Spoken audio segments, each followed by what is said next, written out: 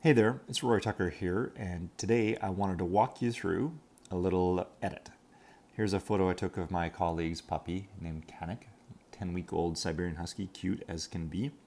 And he was in the office hanging out with us with this beautiful light coming in the window. I wanted to get a portrait of him. So, as I've often said in my photo workshops, if you've had a chance to come check out the mobile photography workshops, I say get down to that level with pets. People often ask about pet photography. First thing is, don't shoot them from above. Get at their level. In this case, when you're having a 10-week-old puppy, it means lying on the floor. It also gives him a chance to kind of explore me and check me out. But as you can see, it's his first day in the office with me. He's not so sure, so he's standing back a little bit. I don't want to get too close to him because I want him just to be comfortable, and I thought he was looking pretty regal in this position here. So I grabbed the photo knowing that I'm going to be able to go back in and crop and edit it later.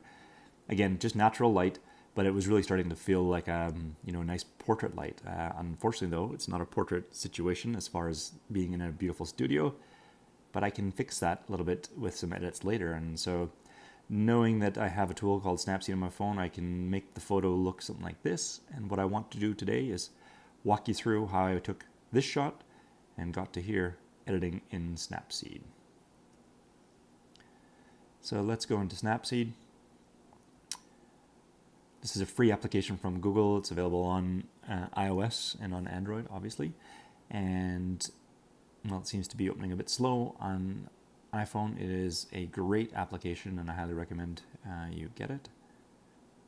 Here we have the edit shot, so I'm just going to revert it back to the original shot.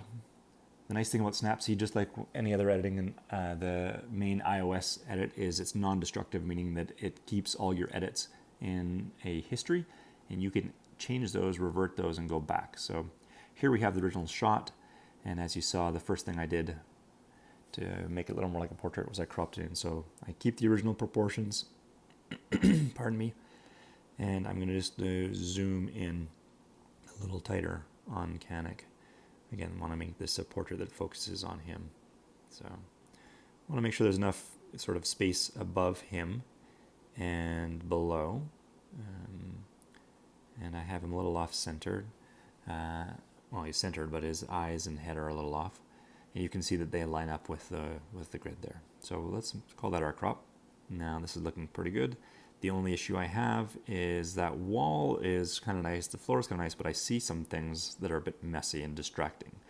So if I go into here and choose the healing tool, I can pinch out and I can just mark those away with the healing tool. It basically just sees where there's some stuff that I don't want, and just paint it out, and the app just clears it away. So got rid of that shelf, got rid of the outlets. There's one over here, so does that. Simple, paint them out. This little blemish on the floor, a little more distracting. The rest I don't mind, but that one was just standing out a bit for me. So we'll call that good. So here we have Kanik in front of the background. It's looking much better. It's almost like a portrait studio. And next step, I'll go into the tools to open the tune image. My apologies. One tool in here I like to use, or setting I like to use, is ambience. And by selecting that, and I can just bring up, it just brings up some of the overall shadows, brings in a little more detail, and we have some darkness. In doing so, it's lightening up the background, but we'll come around to that. I can affect the brightness, overall brightness as well, by just playing in there. And then if we felt like we wanted to warm the shot up or cool it down, we have some settings here, but I'm not going to do that. What I want to do next is just go into tools, and there's a white balance. I'm just going to check and see. Just in case, I'm just going to use the auto white balance, which hasn't changed much. I want to warm it slightly, so we'll do that there. Another feature in Snapseed I like to use is details, and this one allows me to do, the first setting is structure, and as I pull the structure up, you can see it's just very subtly sharpening and adding, a little finer detail in the shot. It's not sharpening, that's a second feature here, so I will increase that a little bit. I don't want to over sharpen, but I definitely want to be able to see the fine, his fine hair, and especially in his eyes, I want to see some sharpness in there. Anytime you want, click on the right top and you can just see the changes. It's so subtle, but we're just seeing a little more detail in there. Select the bottom check mark and then we're good to go. So as a portrait, technique I like to use when I'm not using lighting to do that, and in this case it's a mobile phone, we use vignette.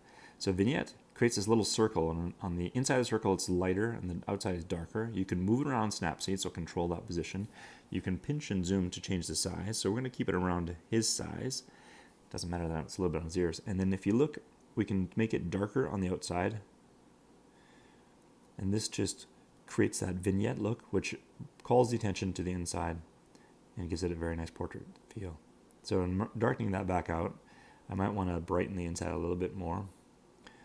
And again, if I touch the right corner, we can just see how subtle it is. He doesn't change much in his exposure, but darkening all around him creates more focus on Canik himself. So the next thing, actually, if I back out and show you, it's looking really nice. I have this, lights coming in a bit to the side. So his right side on our left is a bit dark in shadow.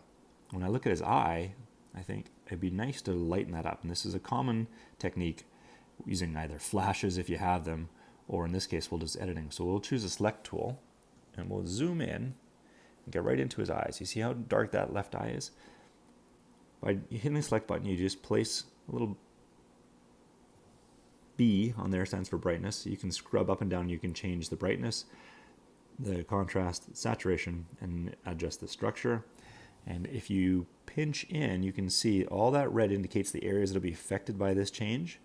So we can bring that in so it's just the area around his eye. Now it's a bit hard to see because the little dot is covering his eye, but I can move the brightness and I can just see the edge behind it.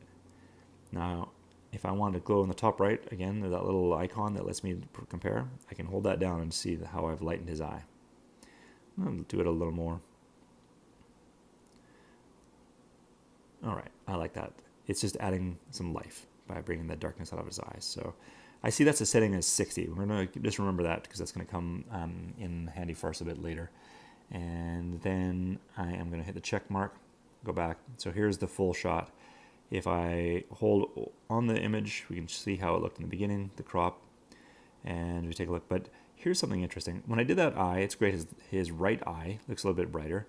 And now his left eye on our right-hand side, they look about the same. And that isn't natural enough for me. So I'm going to go back in, select my select tool, and zoom in. This time, I'm going to go to his right eye. Click on his little eyeball there. And again, I got to pinch in because you see all that red area is what would be changed. So we want to control that by bringing it right down to his eye. And then I'm going to add some brightness to this eye just to make it a little more natural. Again, clicking on the top right, we can see, there we go. We have some lightness coming back in his eye. Now, we're about 60 before. That's probably where I want to be, just so they're the way they should be. So even though his right eye on our left is brighter, we want to make sure there's a little difference in them. They're not totally even, which would look a bit strange. So we'll just go with that. And now we have a finished shot. Again, that little tip at the end to use a little selective brightening just in the eyes, whether you do it for a child, a person, any person, or a pet, it just brings in, we say life to the photo. So there you go. And as I said, you have the option with Snapseed to save this on the original shot, or you can create a copy. If you save it over the original, again, it is non-destructive, which means you can go back and make changes later and revert it to the original one. But in this case, I'm just going to save a copy. And I hope you got something interesting out of today's little chat on how I edited this photo of Canik. Have a great day.